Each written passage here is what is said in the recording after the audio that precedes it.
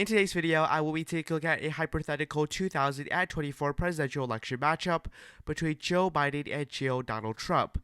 This is assuming if Donald Trump is convicted in at least one of the 4 cases against him and ends up going to prison for those cases.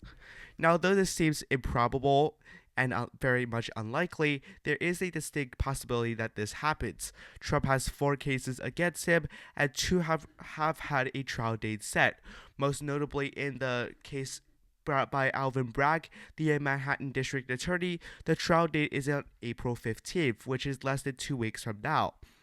And although Trump's attorneys may try to file for an appeal, it looks like right now the case might be set for that date and it might actually begin. Trump will have to attend his trial. Now, he also has a classified documents case, but I do believe that that case will ultimately get delayed, which means he has 1 case going against him. The maximum penalty for the hush money case is 4 years in prison if the jury finds Trump guilty of the higher charge, which is a felony, not the misdemeanor. Now, I do not believe that is likely. That is a disclaimer. I don't think Trump will get convicted. I think in all likelihood there will be a hung jury, which means the jurors would be unable to reach a unanimous verdict. Though it is possible Trump is convicted. The case is in Manhattan, and if you look at Manhattan right here, Joe Biden got 87% of the vote to Trump's 12%. So it does make sense if a jury in New York, especially in Manhattan, a very blue area, could end up finding Trump guilty of those charges. And if Trump is convicted, he could go to prison, and therefore he would be convicted in this scenario. Currently, Donald Trump holds a 0.8% lead over Joe Biden in polling. Trump leads at 46.6% to Joe Biden at 45.8%. However, if you see the graph here, the margins have been tightening, and this is assuming if Trump is not convicted. If Trump is convicted, I still believe the vast majority of his supporters would end up voting for him, but it does leave open to some of the voters who are on the edge, who because of this conviction may not vote for Donald Trump. Now let's go to the map. So let's start off with Joe Biden's safe states. The states both parties will win by at least 12%, if not greater. Now, Washington, Oregon, California, the state of New York, D.C., Maryland, Delaware, New Jersey, Connecticut, Vermont, Massachusetts, Rhode Island, and the state of Illinois will all be in the safe Democratic column. I also think Maine's 1st District and also Colorado, as well as Hawaii, will be in the safe Democratic column for Joe Biden. Now, the reason is quite simple because for some of these states here that they might be on the verge of a likely margin. If Trump is convicted, I think that a couple more voters will end up going for Joe Biden, and that will be sufficient for Biden to win a state like Colorado, for example, by a safe margin, or maybe even a state like Virginia. Now, just with the safe states voted, you can see Joe Biden is at 204 electoral votes, just 66 away from the presidency. While Trump, his likely states, Idaho, Utah, Wyoming, the Dakotas, we see Nebraska's at-large vote, as well as the 3rd Congressional District, Oklahoma, Arkansas, Louisiana, Mississippi, Alabama, Tennessee, Kentucky, and West Virginia. Now, I am leaving out some states here for the likely category because if Trump is convicted, it does not look as good for him. And some of these states, like, for example, Missouri or Indiana, might dip just under 12% for them to be a likely margin. Now, I'm going to start off with Donald Trump's likely states because he is behind in the electoral vote count. So for Donald Trump's likely states here, Missouri, Indiana, Kansas, Montana, these all make sense. All these states would be safe if Trump is not convicted. I'm pretty confident of that. But if he is convicted, I do believe that these states will slip under a 12% margin. Now, in all of these states here, if you look at it, Kansas, Montana, Indiana, Missouri all voted for Trump by at least 15 points, with the exception of Kansas, which voted for Trump by 14.6%, which means that only in a scenario where Trump is convicted would these states actually be in the likely Republican column. Now, going to the next likely Republican state here, I also think South Carolina, Alaska, and also Nebraska's 1st Congressional District would be in the likely Republican column. Now, a state like Alaska and South Carolina, I have seen YouTubers actually put Alaska as a lean to tilt Republican state in this scenario, but I do believe that ultimately Trump will be able to win it by at least 5 points, putting it in the likely Republican column. Now, these likely states, I do not expect them to be as solid states for Donald Trump, but I do expect them to go pretty comfortably for Trump, and I don't expect them to be competitive. Now, with the safe states and likely states filled in, you can see that Joe Biden from just the safe states has garnered 204 electoral votes, while Donald Trump from the safe and likely states combined have garnered 125 electoral votes. In other words, Donald Trump has a lower floor than Joe Biden. Now going to Biden's likely states here, New Mexico, the state of Maine, I do expect both of them to be likely Democratic states. Both of them voted for Joe Biden by a likely margin, and in this scenario, it will only be more favorable for Biden, not less, because if Trump is convicted again, if he is jailed, that means that, it makes more sense for voters to vote for someone who is not in custody, and that in that case, it would be Joe Biden. Now, Nebraska second as well, that also voted for Joe Biden by 7 points in 2020, though the district is slightly redder, but it also is a trending Democratic district. If you go to the state of Nebraska here, you can see if you look at the trend map, this is essentially where the district is located, Douglas County, a little bit of Sharpie County, and we go to about Sanders County here. So these are areas that are heavily trending blue, and in this scenario with the suburban voters, I do believe that Joe Biden will end up winning the district of Nebraska 2nd Congressional District by a likely margin. Furthermore, I do have the state of New Hampshire in the likely Democratic column. Trump only got about 54% in the primary there. There are a lot of college-educated voters who seem reluctant to vote for Trump.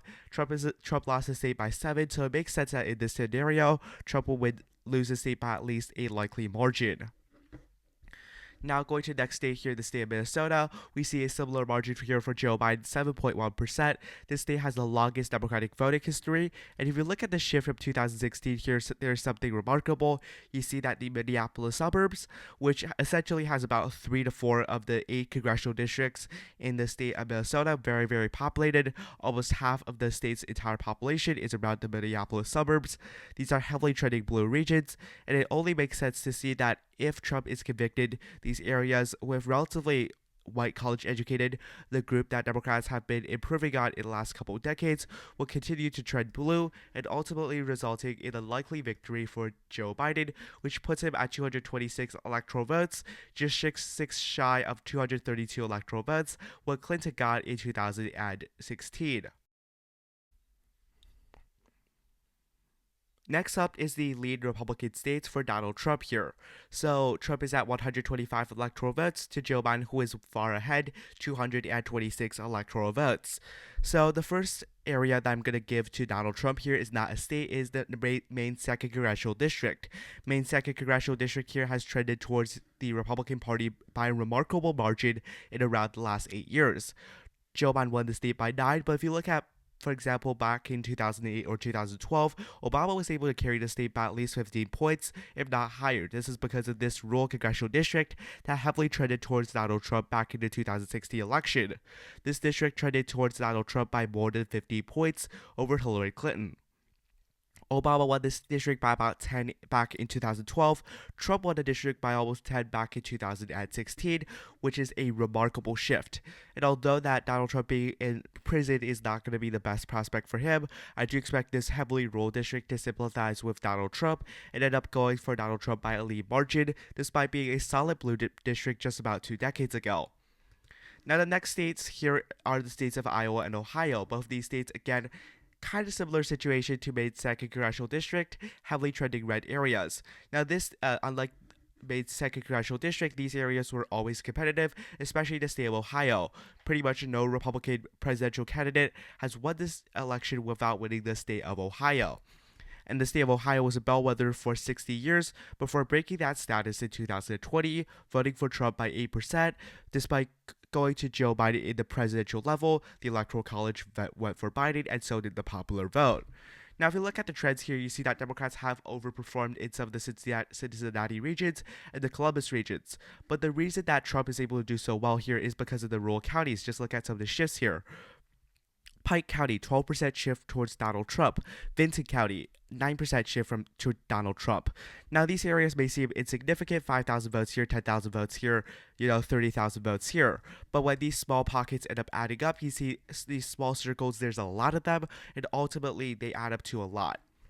So Trump was able to do very well there, as well as the working class regions around Stark County, Portage County, Mahoning County. This was one of the big ones here, trended 5 points to the Republican. Obama got about 60% of the vote here back in 2012, and more than that in 2008. But if you look at Mahoning here, it actually voted for Donald Trump. These white working class areas will cruise Trump to victory, even in the case that Trump is convicted of a crime. So I'm going to give it to Donald Trump here by a lean margin. Now going to the state of Iowa, again we see a similar story to the state of Ohio. The state is not necessarily a bellwether, but it's actually a state that is very competitive. In fact, Democrats generally they can win the state but lose the presidential election, not vice versa. Trump won the state by 8.2% against Joe Biden, despite the fact that Joe Biden actually won the election. You see all but 6 counties in the state voted for Donald Trump, and again a similar story. If you look at the size of lead, very small Republican counties, 5,000 votes here, total about 30,000 here in Warren County, for example, 10,000 votes in Madison County, but these things add up, and ultimately it delivered Trump a victory. Obama won about half the counties, if not more, in the state back in 2008. He won about 30% of the counties back in 2012. Joe Biden only carried 6 of the state's 99 counties, which is remarkable for Donald Trump. He's going to be able to do very well here, despite even the fact that he is convicted in this scenario. Now going to the next state here, the state of Florida. Again, it's about the trends. The trends in the state are so not favorable for Democrats. The state is always considered Florida, Florida, Florida. It's always a very competitive state. Al Gore lost the state to George W. Bush by 537 votes back in 2000. However, the state is no longer a bellwether state or a very, very competitive one, as Donald Trump won the state by 3.3 points, defying all polling data, and as well as some of the shifts in the state in terms of the demographics. Now, there is a growing Hispanic population in the state surrounding around Miami-Dade, and you would expect that population to benefit Joe Biden, but no, those are Cuban voters who have entered the United States, and those voters overwhelmingly benefit Donald Trump. If you look at the shift here, Miami-Dade, the largest county by population in the state, with about 1.2 million voters back in 2020. The county shifted 22 points for Joe in favor of Donald Trump.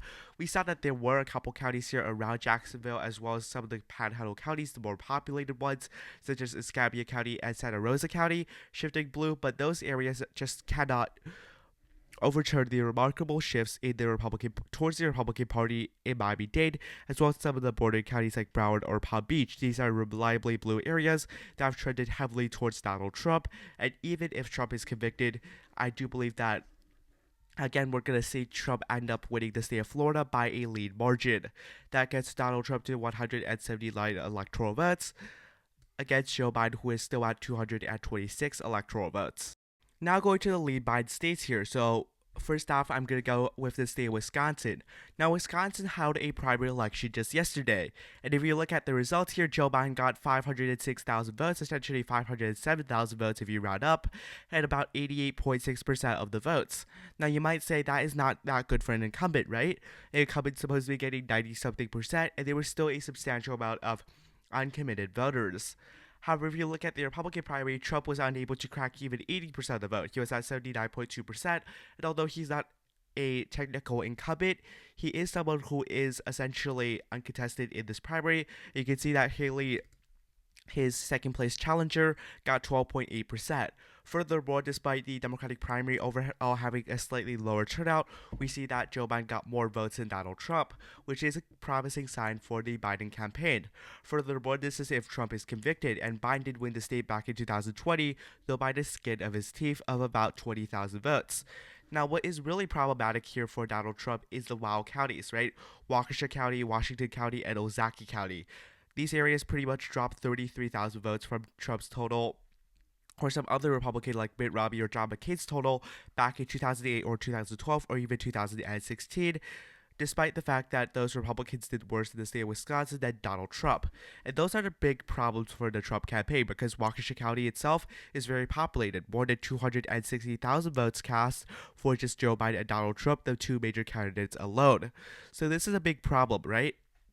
We see if Waukesha County trends 6 points Democratic, that is a significant amount of votes. And although Donald Trump can make up for that in many of the rural areas are just not as populated. I did say that these small pockets, they add up, but still, this one county, that is a big difference. We also see Democrats did better in Dade County, Milwaukee County, and Ozaukee County. These are all relatively more populated counties. And we see the Republican primary here, we see that there were some protest votes for Nikki Haley. For example, Waukesha County, 78% for Trump. That is a pretty good number, but still, there are some protesters out there. And also in Ozaukee County, 75% for Trump. Right? Especially if Trump is convicted of a crime, it's going to be hard for Donald Trump to actually win the state of Wisconsin. So I'm going to put it in the lead Democratic column. Now, Michigan is a different story because Joe Biden actually did not do too well in the Michigan Democratic primary. Uncommitted got 2%, 2 delegates, and also 13.2% of the actual votes. Now, where Democrats need to be concerned about is Detroit and also Washington County. These are not areas that will be competitive. By all accounts, Joe Biden will be winning them by huge margins. The problem is turnout. We see that in these two counties, the uncommitted vote made up about 35,000 votes. If these voters are essentially staying home and not voting, that is a big problem for Joe Biden. Especially because there are a lot of Arab Americans in Detroit, the highest concentration percentage-wise in terms of any city in the United States. However, the problem here for essentially Donald Trump is if he is convicted, none of that really matters. We see that if someone is convicted, it's obviously much less likely for them to win a state. Therefore, I'm still going to give Michigan in the lead Democratic category. Also, Joe Biden did win the state by 2.8 points, so if nothing really changes, if the fact that Arab Americans are not voting and the fact that Trump is convicted end up canceling out, then really Joe Biden still ends up pretty much easily carrying the state by about 3 percentage points. Now going to the state of Pennsylvania. In the state of Pennsylvania here, what really matters is the suburban regions. Trump did not fall in these rural areas. Frankly, he did slightly better in some of the areas around Pittsburgh, the more rural counties. The rural counties in the state are also more populated than Wisconsin or Michigan. However, the big problem for Donald Trump is these suburban regions. If he is convicted, it is hard to convince these white college-educated voters to end up voting for him because these voters, they're not going to vote for someone who is in prison. At least it's going to turn off a lot of Republicans to end up voting for Trump or instead of voting for Biden or simply staying home. Furthermore, Trump was down by about 70,000 to about 80,000 votes in the state back in 2020. It's going to be hard for him to make up for that if he is incarcerated and pretty much unable to campaign. So I'm going to give the state to Joe Biden here by a lead margin, which does get Joe Biden to 270 electoral votes and Trump at 179 electoral votes, with 5 states yet to be filled in. Now let's go to the state of Nevada here. So in 2020, Joe Biden won the state of Nevada by 2.4%. However, that was not the most impressive margin for Biden because Clinton won it by identical margin. And if we look at the actual numbers, we see a big problem. The popular vote trended more than 2 points in favor of Biden, but the state remained essentially static. In fact, it narrowly trended towards Donald Trump. If you look at the trends here, the most populous county in the state, Clark County here, which made up more than 950,000 votes, while the state itself had about 1.4 million votes. So you can see that the county here is way more than 2/3 of the state's population, and it trended towards Donald Trump. However, the problem here is that if Joe Biden won the state by 2.4% and Trump is convicted, it's going to be really hard for Trump to make up ground, especially not make up 35,000 votes in a state that has 1.4 million residents. So I'm going to still give the state to Joe Biden here by a lead margin, though the state's going to be a lot more favorable to Trump if Trump is not convicted, obviously. Now going to the state of Arizona. Arizona is a heavily trending blue state. We see that essentially the rural areas, they were actually trending slightly towards Trump in some cases. For example, Santa Cruz County, it's a very Democratic region, but it trended 12% more Republican than 2016. We also saw some of the Republican regions trend towards Donald Trump. The big problem is this. It's also the math. There were about 3.4 million ballots in the state of Arizona, and about 2.5 million of those ballots, or about more than 2/3 of the votes again, came from Maricopa County and Pima County. Both of these areas are suburban/urban regions that trended heavily towards Joe Biden by 5 points in Pima County and 5 points in Maricopa County. And again, there's a lot of moderate Republicans who held their nose to voted for Joe Biden for Donald Trump in 2016 decided to either stay home or even vote for Biden in 2020. And that's a big problem, right? In Maricopa County, for example, Biden netted 45,000 votes. The rural areas in the state are relatively small in population or aren't Republican enough for Donald Trump to overcome that deficit, especially because Biden also gained about 100,000 net votes in Pima County. If you do the math here, especially if Trump is convicted, it's going to be really hard for Trump to end up winning the state, and I'm going to put it in the lead Democratic column, also because of trends, and also because Trump being convicted is not a good look for Trump. Now going to the state of Texas here. Now, realistically, you could see a state that voted for Trump by 5 points, 5.6% to be exact, in 2020, flip to Joe Biden in this scenario. We see that Democrats did quite well in some of these regions in the most populated areas in the state, most notably around the Dallas suburbs. We see Dallas County, Tarrant County, Denton County, and Collins County, each of these counties producing more than 400,000 votes back in 2020, with Dallas County producing more than 900,000 votes. And these are areas that will heavily trend blue if Trump is convicted.